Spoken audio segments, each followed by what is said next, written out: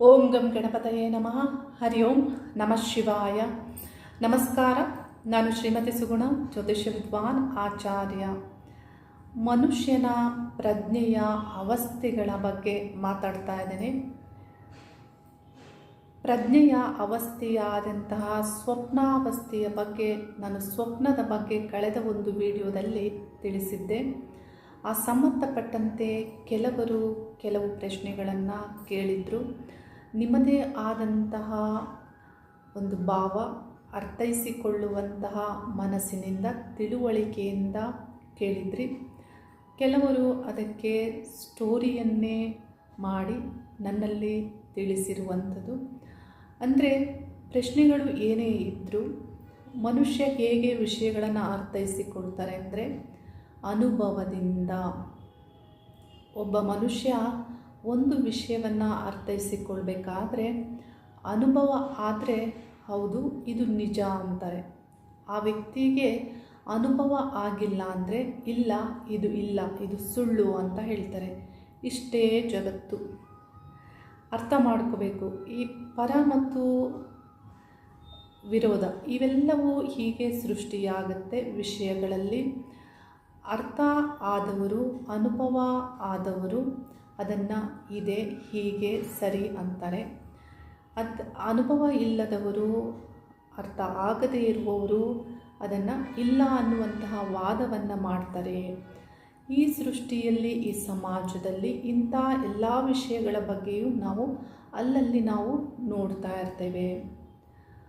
ಮನುಷ್ಯನ ಪ್ರಜ್ಞೆ ಅವಸ್ಥೆಗಳನ್ನು ದಾಟಿ ನಮ್ಮಲ್ಲಿ ಇರುತ್ತೆ ಅನ್ನೋದನ್ನು ನಾವು ನಂಬಲೇಬೇಕು. ಯಾಕೆ ಅಂದರೆ ಮನುಷ್ಯನ ಜನ್ಮದ ವಿಷಯಕ್ಕೆ ನಾನು ಆ ಒಂದು ಸಂದರ್ಭಕ್ಕೆ ತಿಳಿಸ್ತಾ ಇದ್ದೀನಿ. ಮನುಷ್ಯ ಅಂದರೆ ಮನುಷ್ಯನ ದೇಹವನ್ನು ಆತ್ಮವು ಸೇರುವಾಗ ಪ್ರಜ್ಞೆಯು ಅವಸ್ಥೆಗಳನ್ನು ದಾಟಬೇಕಾಗುತ್ತೆ. ನಮ್ಮ ವೇದಶಾಸ್ತ್ರಗಳಲ್ಲಿ ನಮ್ಮ ವೇದಿಕ್ ವಿಸ್ಡಮ್ ಅನ್ನೋದು ಬಹಳ ದೊಡ್ಡದಾದಂತಹ ಅದು ಒಂದು ಸಮುದ್ರ ಇದ್ದಂಗೆ. ನಾವು ಎಷ್ಟೇ ಆದರೂ ತಿಳಿತಾನೇ ಇರಬೇಕಾಗತ್ತೆ. ನಾವು ತಿಳಿದಷ್ಟು ಮತ್ತಷ್ಟು ವಿಷಯಗಳು ನಮಗೆ ಸಿಗ್ತಾ ಹೋಗ್ತವೆ, ಅನುಭವ ಆಗ್ತಾ ಹೋಗುತ್ತೆ. ಈ ಒಂದು ನಮ್ಮ ಶಾಸ್ತ್ರಾಧ್ಯಯನದಲ್ಲಿ ಹಿರಿಯರು ತಿಳಿಸಿಕೊಟ್ಟಿರುವಂತಹ ವಿಷಯದಲ್ಲಿ ಮನುಷ್ಯನ ಪ್ರಜ್ಞೆ ಅಂದರೆ ಆತ್ಮನು ಮನುಷ್ಯನ ದೇಹವನ್ನು ಸೇರುವಾಗ ಪ್ರಜ್ಞೆಯು ಅವಸ್ಥೆಗಳನ್ನು ದಾಟಬೇಕಾಗಿದೆ. ಯಾವ ರೀತಿ ಅವಸ್ಥೆಗಳು ಅನ್ನೋದನ್ನು ತಿಳಿಸಲಾಗುತ್ತೆ. ಆ ಅವಸ್ಥೆಗಳಲ್ಲಿ ಮೊದಲನೆಯ ಅವಸ್ಥೆಯೇ ಜಾಗೃತ್, ಎರಡನೇ ಅವಸ್ಥೆಯೇ ಸ್ವಪ್ನ, ಮೂರನೇ ಅವಸ್ಥೆಯೇ ಸುಷುಪ್ತಿ, ನಾಲ್ಕನೇ ಅವಸ್ಥೆಯೇ ಸಮಾಧಿ. ಈ 4 ಪ್ರಜ್ಞಾವಸ್ಥೆಗಳನ್ನು ದಾಟಬೇಕಾಗತ್ತೆ. ಈ ರೀತಿ ಇರುವಂತಹ ಅವಸ್ಥೆಗಳನ್ನು ನಾವು ಅರ್ಥೈಸಿಕೊಳ್ಳೋದು ಸುಲಭವಾಗಿ ಹೇಗೆ? ಯಾಕೆಂದರೆ ಸಾಮಾನ್ಯವಾಗಿ ಇಂಥ ವಿಷಯಗಳನ್ನು ಅರ್ಥ ಮಾಡಿಕೊಳ್ಳೋದಕ್ಕೆ ಕೆಲವರಿಗೆ ನಂಬಿಕೆ ಬರಬಹುದು ಅಥವಾ ನಂಬಿಕೆ ಬರದೇ ಇರಬಹುದು. ನಾನು ಈ ರೀತಿ ಒಂದು ಪ್ರಶ್ನೆಯನ್ನು ನನ್ನ ಗುರುಗಳಲ್ಲಿ ನಾನು ಪ್ರಶ್ನೆ ಮಾಡಿದ್ದೆ. ಬಹಳ ಹಿರಿಯರು, ವಯಸ್ಸಿನಲ್ಲಿ ಬಹಳ ಜ್ಞಾನವುಳ್ಳವರು. ಅವರ ಜ್ಞಾನಕ್ಕೆ ನಾನು ಅವರು ಅರ್ಥೈಸುವಂತಹ ವಿಷಯವನ್ನು, ಅವರು ಅರ್ಥ ಮಾಡಿಕೊಳ್ಳುವಂತಹ ಮನಸ್ಥಿತಿಯನ್ನು ನಾನು ಇನ್ನೊಬ್ಬರಲ್ಲಿ ನೋಡಲೇ ಇಲ್ಲ. ಏಕೆಂದರೆ ಬಹಳ ಕಡಿಮೆ, ನಮಗೆ ಅಂಥವರು ಸಿಗೋದೇ ಇಲ್ಲ. ಅಂಥ ಒಂದು ಮಹಾನ್ ಗುರುವಿನಿಂದ ನನಗೆ ಈ ರೀತಿ ಅವರು ಹೇಗೆ ತಿಳಿಸಿದರು ಅಂದರೆ, ಆ ಪ್ರಜ್ಞೆ ಯಾವ ರೀತಿ ಅವಸ್ಥೆಯನ್ನು ದಾಟುತ್ತೆ. ನಾವೆಲ್ಲರೂ ಹಾಲನ್ನು ನೋಡಿದ್ದೇವೆ. ಹಾಲು ಮೊಸರಾಗುತ್ತೆ. ಆ ಮೊಸರು ಹಾಲಿನಿಂದಲೇ ಆದರೂ ಅದು ಹಾಲಲ್ಲ. ಮೊಸರಿನಿಂದ ಬೆಣ್ಣೆ ಆಗುತ್ತೆ.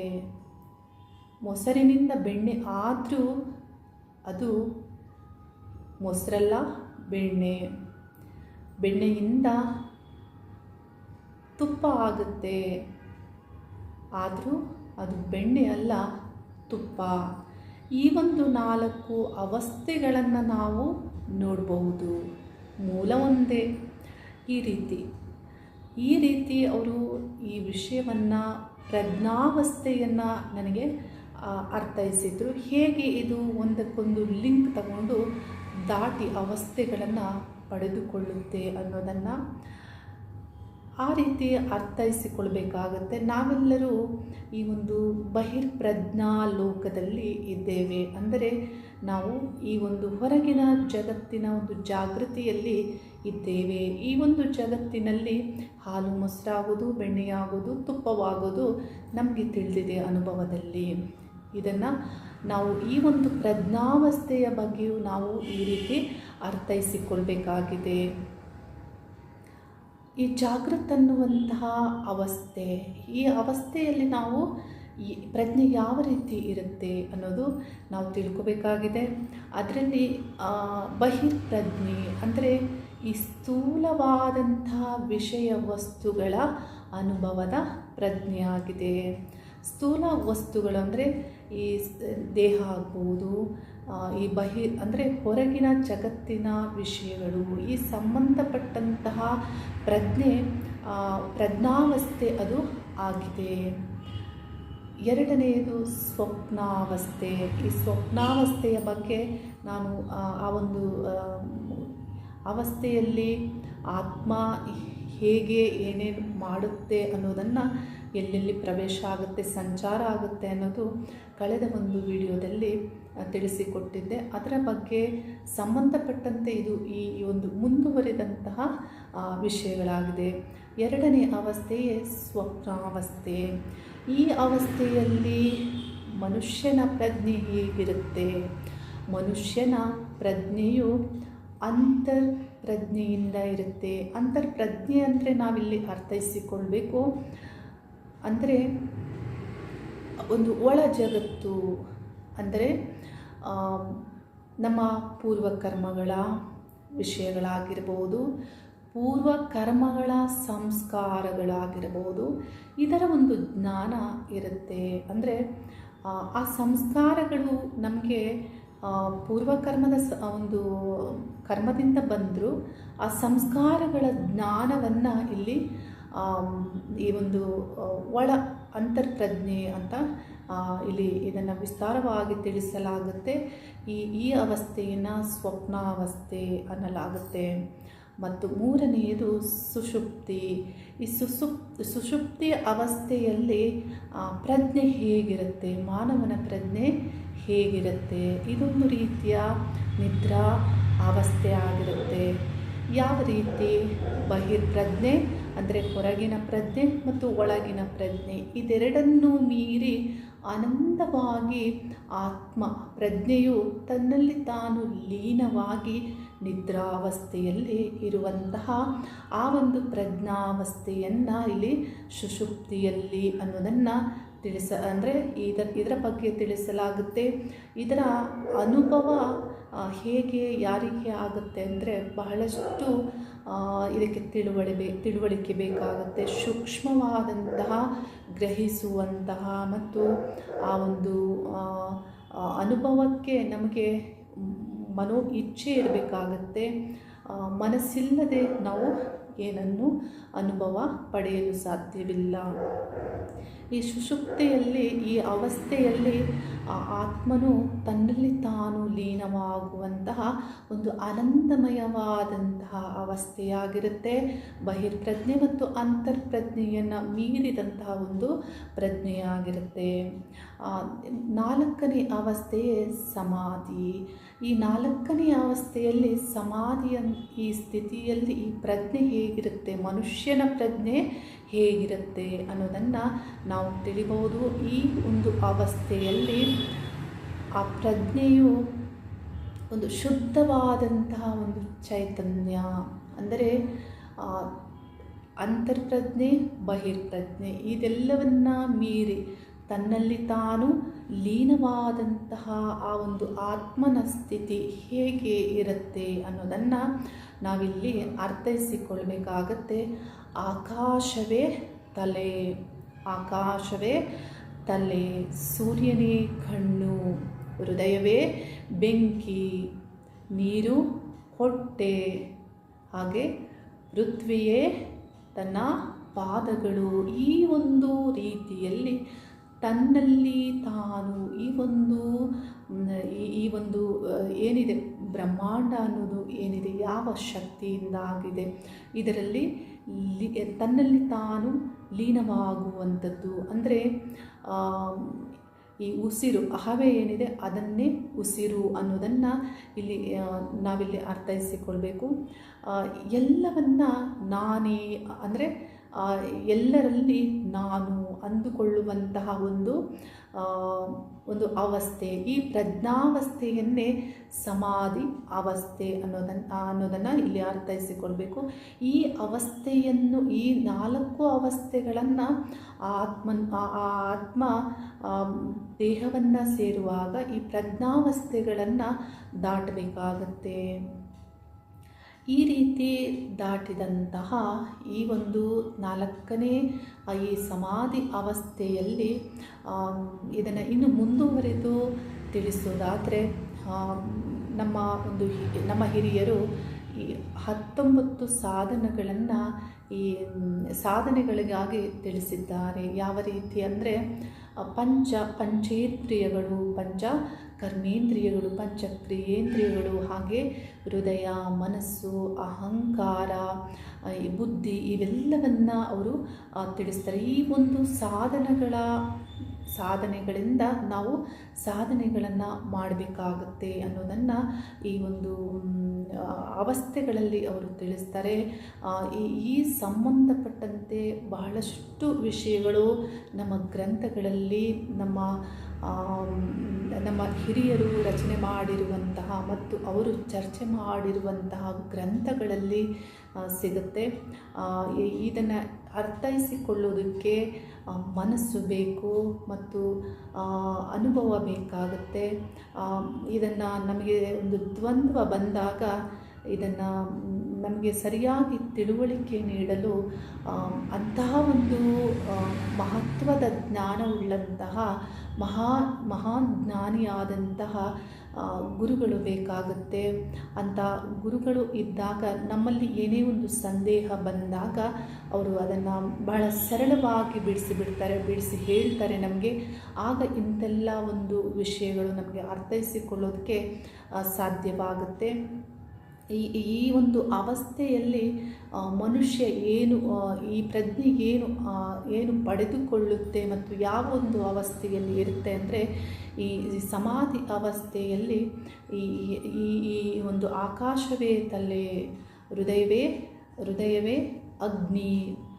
ಅಂದರೆ ನಾವೇನು ಉಸಿರಾಡ್ತೇವೆ ಅದು ಹವೆ, ನೀರು ಹೊಟ್ಟೆ, ಪಾದವು ಪೃಥ್ವಿ. ಈ ರೀತಿ ಈ ಅವಸ್ಥೆಯಲ್ಲಿರುವಂತಹ ಆ ಒಂದು ಪ್ರಜ್ಞೆಯು ನಾನೇ ಈಶ್ವರ, ಸರ್ವ ಆತ್ಮಗಳ ಒಡೆಯ, ಸರ್ವ ಆತ್ಮಗಳಲ್ಲಿ ನೆಲೆಸಿರುವಂತಹ ಒಂದು ಆ ಶಕ್ತಿ, ಆ ಚೈತನ್ಯ, ಆ ಪ್ರಜ್ಞೆ ಇದೆಲ್ಲವೂ ನಾನೇ. ಬ್ರಹ್ಮ, ಈಶ್ವರ, ಶಿವ ಈ ಎರಡಿಲ್ಲದೆ ಇರುವಂತಹ ಆ ಒಂದು ಅನ್ನುವಂತಹ ಆ ಅದ್ವೈತ, ಈ ತನ್ನಲ್ಲಿ ತಾನು ಲೀನವಾಗುವಂತಹ ಈ ಒಂದು ಭಾವ, ಇದರ ಬಗ್ಗೆ ಬಹಳ ವಿಸ್ತಾರವಾಗಿ ಇನ್ನು ಹೆಚ್ಚಿನ ವಿಷಯಗಳನ್ನು ನಮ್ಮ ಗ್ರಂಥ ಪುರಾಣಗಳಲ್ಲಿ ನಾವು ತಿಳಿಬಹುದು.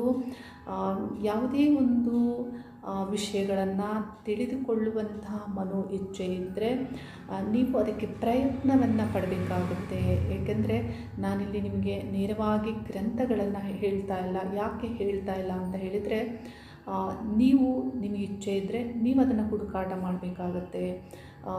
ನಾವು ಸುಲಭವಾಗಿ ಸಿಗುವುದನ್ನು ನಾವು ಅಷ್ಟು ಒಂದು ಮಹತ್ವವನ್ನು ಅದಕ್ಕೆ ನೀಡೋದಿಲ್ಲ. ಯಾವುದು ನಮಗೆ ನಾವು ಕಷ್ಟಪಟ್ಟು ಅದನ್ನು ಪಡೆದುಕೊಳ್ತೇವೆ ಅದಕ್ಕೆ ಬಹಳಷ್ಟು ಮಹತ್ವವಿರುತ್ತೆ. ನಾವು ಯಾರಿಗಾದರೂ ಫ್ರೀಯಾಗಿ ಶಾಸ್ತ್ರವನ್ನು ಹೇಳಿದರು ಅಥವಾ ಒಂದು ವಸ್ತುವನ್ನು ಕೊಟ್ಟರು ಅದಕ್ಕೆ ಹೆಚ್ಚು ಬೆಲೆಯನ್ನು ಈ ಕಾಲದ ಜನರು ನೀಡೋದಿಲ್ಲ. ನಾವೇನಾದರೂ ಒಂದು 5,000 ಹೇಳಿ ಅಥವಾ ಇನ್ನೇನಾದರೂ ಬೆಲೆ ತಗೊಂಡು ಏನಾದರೂ ಕೊಟ್ಟರೆ ಅವರಿಗೆ ಅದಕ್ಕೆ ಬಹಳಷ್ಟು ಮಹತ್ವವನ್ನು ಈ ಕಾಲದ ಜನರು ನೀಡ್ತಾ ಇದ್ದಾರೆ. ಇದು ಕಾಲದ ಒಂದು ದೋಷ ಅಲ್ಲ, ಇದು ಜನರ ದೋಷ ಆಗಿದೆ. ಹಾಗಾಗಿ ಈ ಕಾಲದ ವಿಶೇಷತೆಯು ಆಗಿದೆ. ಇದನ್ನು ಯಾವುದೇ ಒಂದು ತಿಳಿಬೇಕು ಅಂದರೂ ನೀವು ಪ್ರಯತ್ನಪಟ್ಟು ಅಥವಾ ನಿಮ್ಮ ಒಂದು ನಿಮಗೆ ತಿಳಿಯುವಂತಹ ಯೋಗ ಇದ್ದರೆ ನಿಮ್ಗೆ ಒಳ್ಳೆಯ ಗುರುಗಳು ಸಿಗ್ತಾರೆ. ಆ ಗುರು ಮುಖೇನವಾಗಿ ನೀವು ವಿಷಯಗಳನ್ನು ತಿಳ್ಕೊಳ್ಬೋದು. ಆದರೆ ನನ್ನನ್ನು ಪ್ರೀತಿಸುವಂತಹ ನನ್ನ ವಿಚಾರಗಳನ್ನು ನಂಬುವಂತಹ ಮತ್ತು ನನ್ನಲ್ಲಿ ಪ್ರಶ್ನೆ ಮಾಡುವಂತಹ ಕೆಲವರಾದರೂ ಇಂಥ ವಿಷಯಗಳನ್ನು ಸರಿಯಾಗಿ ಅರ್ಥೈಸಿಕೊಳ್ಬೇಕಾಗುತ್ತೆ, ತಿಳಿದುಕೊಳ್ಬೇಕಾಗತ್ತೆ. ಆ ಕಾರಣದಿಂದ ನಾನು ಇಂತೆಲ್ಲ ವಿಷಯಗಳನ್ನು ತಿಳಿಸ್ತಾ ಇದ್ದೇನೆ. ಈ ಒಂದು ವಿಷಯದ ಬಗ್ಗೆ ತಿಳಿಸಲೇಬೇಕು ಅನ್ನೋದು ಏನಿಲ್ಲ. ಆದರೂ ಈ ವಿಷಯಗಳನ್ನು ತಿಳಿದುಕೊಳ್ಳೋದ್ರಿಂದ ನಿಮಗೆ ಜ್ಞಾನ ವೃದ್ಧಿಯಾಗುತ್ತೆ. ನನ್ನ ಮಾತುಗಳಾಗ್ಬೋದು ಅಥವಾ ನನ್ನ ವಿಷಯಗಳಾಗ್ಬೋದು, ಇದನ್ನು ನಿಮಗೆ ತಿಳಿಯೋದಕ್ಕೆ ಇನ್ನೂ ಸುಲಭ ಆಗುತ್ತೆ. ಹಾಗಾಗಿ ಈ ಸಂಬಂಧಪಟ್ಟಂತೆ ನನಗೆ ತಿಳಿಸ್ಬೇಕು ಅನ್ನುವಂತಹ ಇಚ್ಛೆ ಬಂದಾಗ ಇಂತೆಲ್ಲ ವಿಷಯಗಳನ್ನು ತಿಳಿಸ್ತಾ ಇರ್ತೀನಿ.